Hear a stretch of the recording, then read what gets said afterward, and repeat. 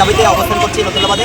প্রথম দফা হলো আমাদের সকল কার্যক্রম সম্পন্ন হওয়া সত্ত্বেও মন্ত্রণালয়, শিক্ষা মন্ত্রণালয় আমাদের বার্ষিক নির্বাচন অনুমতি দিচ্ছে না। দ্বিতীয় দফা হলো বরিশাল বিশ্ববিদ্যালয় যে আমাদের বিএম কলেজের ঐতিহ্যবাহী ছাত্র সংসদের নাম দখল করে রাখছে এবং ডাকাতি করছে, তার প্রতিবাদে তাদের সিন্ডিকেট মিটিংয়ের সিদ্ধান্ত থেকে তাদেরকে ঘুরে আসতে হবে।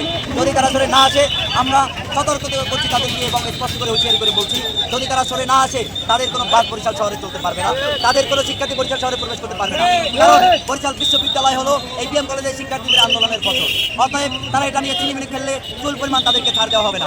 আমরা বরিশালের প্রশাসনকেও বলতে চাই, আপনারা অতি দ্রুত সমাধান করুন, না হয় এর ফলাফল কোনোভাবে ভালো হবে না। এবং যদি কোনোভাবে এর জন্য, এই নামের জন্য কোনো আইন শৃঙ্খলার অবনতি ঘটে, তার দায়ভার বিএম কলেজের শিক্ষার্থী, বিএম কলেজের প্রশাসন কেউ নেবে না, এর দায়ভার বরিশাল শহরের প্রশাসন নিয়ে যাবে।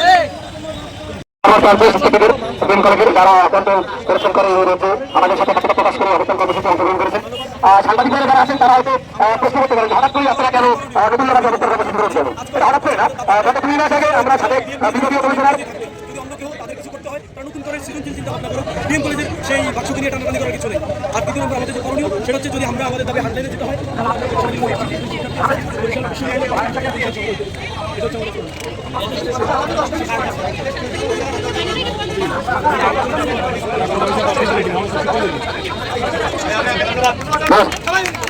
আপনারা বলতে পারেন যে হঠাৎ করে কেন রবীন্দ্রনাথ আমরা অবস্থান কর্মসূচি গ্রহণ করলাম। এটা হঠাৎ করে না, গত 2 মাস আগে আমরা আমাদের সাবেক জেলা প্রশাসক মহোদয় এবং সাবেক বিভাগীয় কমিশনের মহোদয়ের কাছে আমরা স্মারকলিপি দিয়েছি।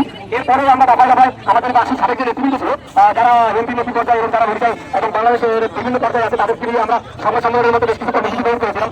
তারপরে নতুন যে বিভাগীয় কমিশনার এবং জেলা প্রশাসক মহোদয় আছে, তাদের কাছে আমরা আবার নতুন করে স্মারকলিপি দেওয়ার পরে বিভাগীয় কমিশনের মহোদয়ের মধ্যস্থতায় আমাদের বিএস কলেজের প্রিন্সিপাল সহ এবং বেশ কিছু শিক্ষক এবং আমাদের বার্ষিক সাবেক নেতৃবৃন্দ এরা বরিশাল বার্ষিকতে তারা গিয়েছিল এবং সেইখান থেকে আমাদের মহোদয়কে আশ্বস্ত করা হয়েছে যে তারা ইংরেজিতে যে নামই দিক বাংলাতে তারা বাক্স দিবে না।